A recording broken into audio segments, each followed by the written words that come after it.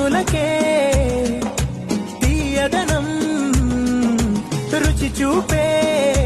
చిత్రాలే సవ్వడితో సంగీతం పలికించే సెలయేళే పూల చెట్టుకి ఉందో భాష అలల మిట్టుకి ఉందో భాష అర్థమంగని వాళ్ళే లేరే అర్థం మాట్లాడే భాష పలకరింపే పులకరింపై పిలుపునిస్తే పరవశించడమే మనసుకి తెలిసిన భాష మమతలు పంచే ఊరు